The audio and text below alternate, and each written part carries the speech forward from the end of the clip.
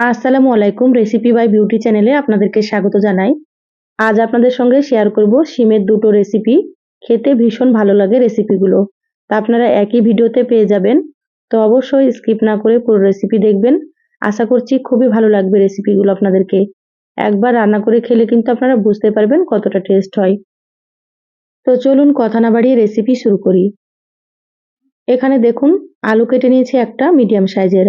আলুটা একটু পাতলা পাতলা করে কেটে নিয়েছি আর এখানে প্রায় 200 গ্রাম মতো শিম নিয়েছি। শিমগুলো এইভাবে গোটা গোটা রেখেছি।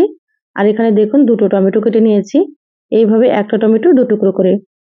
এবার এখানে দেখুন নিয়েছি একটা ডিম। এই ডিম দিয়ে রেসিপিটা করব। ডিমটাকে সাইডে রেখে দিলাম।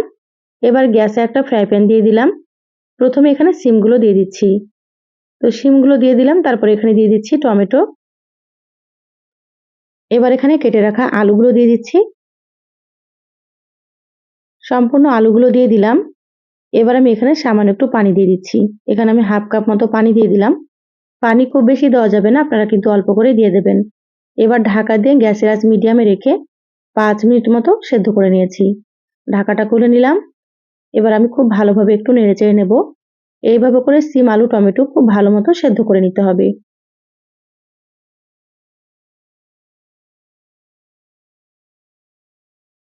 দেখুন সবকিছু খুব ভালোভাবে নেড়েচেড়ে নিয়েছি। আবারও ঢাকা দিয়ে দিচ্ছি 5 মিনিটের জন্য। দেখুন 5 মিনিট হয়ে গিয়েছে, ঢাকা খুলে নিলাম। পানিটা একেবারে শুকনো হয়ে গিয়েছে। আর সিম আলু টমেটো খুব ভালো মতো সেদ্ধ হয়ে গিয়েছে। প্লেটে ঢেলে নিলাম। ফ্রাই প্যানটা পরিষ্কার করে আবারও গ্যাসে দিয়ে দিলাম। দিয়ে দিলাম এখানে 1 চামচ মতো সর্ষের তেল।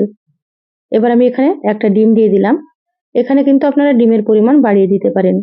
এবার সামান্য একটু লবণ দিয়ে দিচ্ছি। এবার ডিমটাকে ঝুরি করে ভেজে নেব। খুব বেশি কড়া করে কিন্তু ডিম ভাজবো না, হালকা করে ডিম ভেজে নিতে হবে। তাতে করে খেতে ভালো লাগবে। তো যারা ভিডিওটি ইউটিউব চ্যানেল থেকে নতুন দেখছেন, প্লিজ চ্যানেলটা সাবস্ক্রাইব করে চ্যানেলের সাথেই থাকবেন। যারা ফেসবুক পেজ থেকে ভিডিওটি দেখছেন, একটা লাইক দিয়ে পেজটা ফলো করে রাখবেন পরবর্তী ভিডিও নোটিফিকেশন পাওয়ার জন্য। দেখুন ডিমগুলো ভাজা হয়ে গিয়েছে, প্লেটে তুলে নিলাম। ফ্রাই প্যানে আবারও দিয়ে দিলাম 2 টেবিল চামচ মতো সর্ষের তেল। আর এই রেসিপিটা কিন্তু অবশ্যই আপনারা সর্ষের তেলে রান্না করার চেষ্টা করবেন। সর্ষের তেলে রান্না করলে কিন্তু এই রেসিপিটা খেতে বেশি ভালো লাগবে। এবার তেলের মধ্যে দিয়ে দিলাম কয়েক কোয়া রসুন। আর এখানে 5-6টা মতো দিয়ে দিলাম শুকনো মরিচ। আপনারা যেমন ঝাল খাবেন সেইভাবে করে কিন্তু এখানে শুকনো মরিচ দিয়ে দেবেন। এবার কিছুক্ষণ ভেজে নিচ্ছি। রসুন আর শুকনো মরিচগুলো একেবারে লালচে করে ভেজে নিতে হবে। এইভাবে নেড়েচেড়ে একটু ভেজে নিচ্ছি। দেখুন আস্তে আস্তে কিন্তু কালারটা অনেকটাই চেঞ্জ হয়ে গিয়েছে, ভাজা প্রায় হয়ে এসেছে। ভাজা হয়ে গিয়েছে, এবার আমি প্লেটে তুলে নেব। এইভাবে করে আপনারা ভেজে নেবেন। শুকনো মরিচ আর রসুনগুলোকে প্লেটে রেখে দিলাম। এবার ওই তেলের মধ্যে দিয়ে দিলাম দুটো পেঁয়াজ কুচি। তো এখানে মিডিয়াম সাইজের দুটো পেঁয়াজ কুচি করে নিয়েছি। এবার নেড়েচেড়ে পেঁয়াজগুলোকে একটু ভেজে নিতে হবে। আর বেশি করে পেঁয়াজ দিলেই কিন্তু খেতে ভালো লাগবে, তা আপনারা অবশ্যই একটু বেশি করে পেঁয়াজ দিয়ে দেবেন।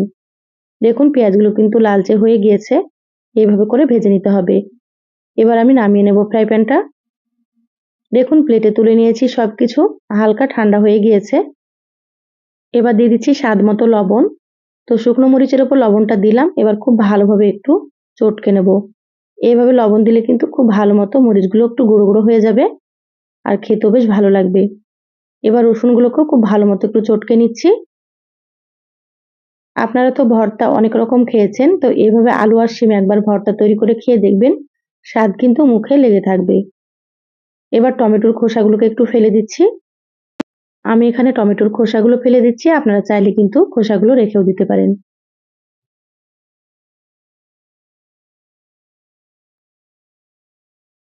এবার টমেটোগুলোকেও খুব ভালোভাবে একটু চটকে নেব।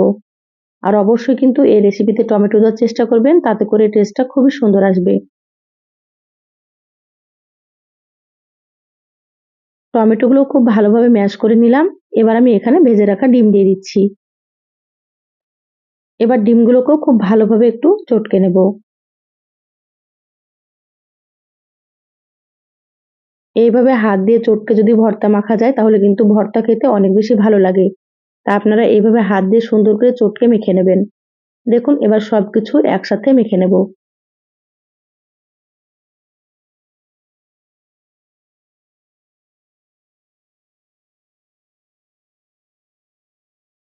খুব ভালোভাবে সবকিছু মেখে নিয়েছি। এখানে আবারও 1 চামচ মতো দিয়ে দিলাম সর্ষের তেল। এইভাবে কাঁচা সর্ষের তেল দিলে কিন্তু ফ্লেভারটা খুবই ভালো আসবে। দেখুন তেল দেওয়ার পরে খুব ভালোভাবে মিশিয়ে নিলাম। দেখুন দেখতে কতটা লোভনীয় হয়েছে। এই তো বলে ঢেলে নিয়েছি। দেখুন দেখতে কতটা সুন্দর হয়েছে, খেতেও কিন্তু ভীষণ টেস্ট হয়। গরম ভাতে কিন্তু আর কিছুই লাগবে না এই ভর্তা থাকলে। রুটি দিয়েও কিন্তু খেতে ভালো লাগে। তো চলুন আবারও একটা রেসিপি আপনাদের সঙ্গে শেয়ার করি। এখানে দেখুন একটা প্লেট নিয়েছি, এবার আমি প্লেটে মাছ নিয়ে নিচ্ছি। তো এখানে আমি 4 পিস রুই মাছ নিয়েছি। আপনারা চাইলে এখানে কাতলা মাছ নিতে পারেন বা যে কোনো মোটা মাছ নিতে পারেন।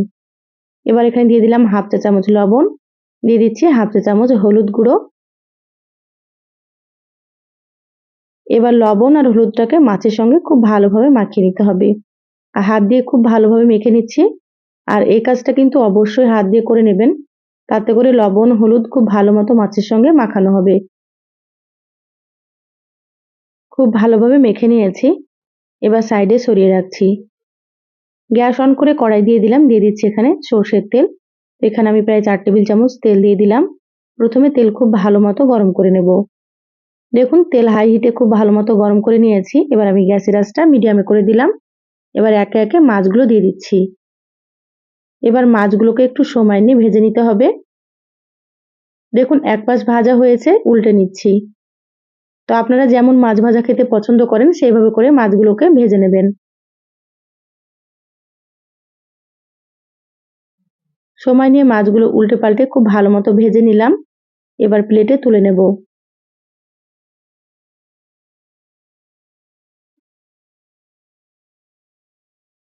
মাছগুলো তুলে প্লেটে রেখে দিলাম। এবার ওই তেলের মধ্যে দিয়ে দিচ্ছি আলু। তো এখানে আমি একটা আলু কেটে নিয়েছি, একটু বড় সাইজের, হালকা একটু পাতলা পাতলা করে। আর এখানে দিয়ে দিচ্ছি 250 গ্রাম মতো শিম। তো এখানে পরিমাণ মতো নিয়েছি, আপনারা কিন্তু আপনাদের পরিমাণ মতোই নিয়ে নেবেন। দিয়ে দিলাম সামান্য একটু লবণ। এবার শিম আর আলুগুলোকে খুব ভালোভাবে একটু ভেজে নেব। গ্যাসের আঁচ হাই হিটে রেখে ভেজে নিচ্ছি।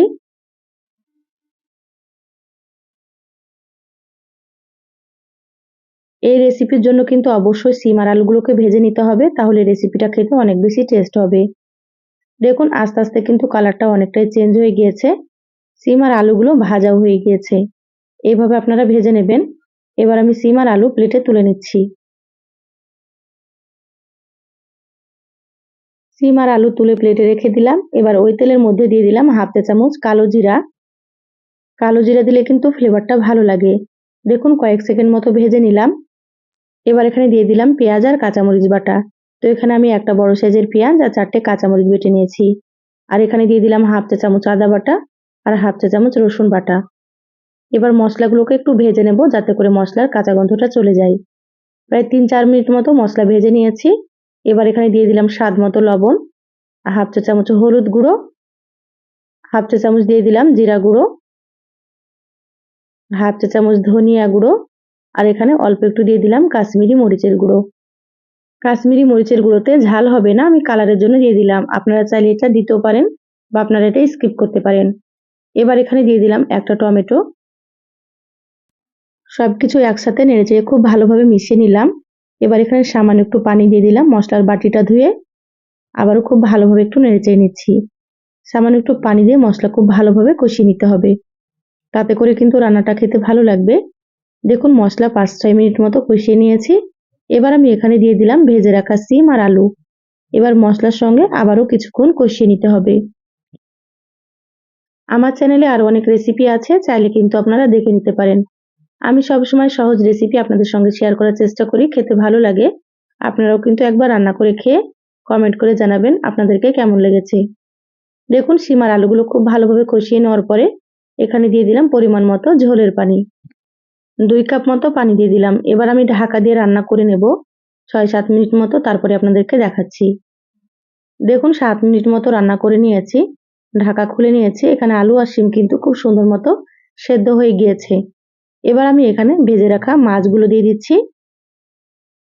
শিম আর আলুগুলো একটু সেদ্ধ করে নেওয়ার পরে কিন্তু মাছগুলো দিতে হবে, তাহলে কিন্তু মাছগুলো খেতে অনেক বেশি ভালো লাগবে। আবারও হালকা হাতে একটু নেড়েচেড়ে মিশিয়ে নিচ্ছি। ঢাকা দিয়ে আবারও 5 মিনিট রান্না করে নেব। দেখুন 5 মিনিট মিডিয়াম আঁচে রান্না করে নিলাম। ঝোলটা কিন্তু অনেকটাই কমে গিয়েছে। আপনারা যেমন ঝোল রাখবেন সেভাবে করে এখানে পানি দিয়ে দেবেন। এবার এখানে দিয়ে দিলাম হাফ চা চামচ ভাজা জিরা গুঁড়ো। এবার মশলাটাকে খুব ভালোভাবে একটু মিশিয়ে নিচ্ছি। রান্না হয়ে গিয়েছে, গ্যাস বন্ধ করে দিলাম। ঢাকা দিয়ে 5 মিনিট রাখবো, তারপরে দেখাচ্ছি। দেখুন 5 মিনিট পর বলে ঢেলে নিয়েছি। মাশাআল্লাহ, কালারটা দেখে হয়তো বুঝতে পারছেন রান্নাটা কতটা সুন্দর হয়েছে। খেতেও কিন্তু ভীষণ টেস্ট হয়। একবার অবশ্যই রান্না করে আপনারা খেয়ে দেখবেন। রেসিপি দুটো ভালো লাগলে লাইক দিয়ে ভিডিওটা শেয়ার করে দিবেন। সবাই ভালো থাকবেন, সুস্থ থাকবেন। ধন্যবাদ সবাইকে। আল্লাহ হাফেজ।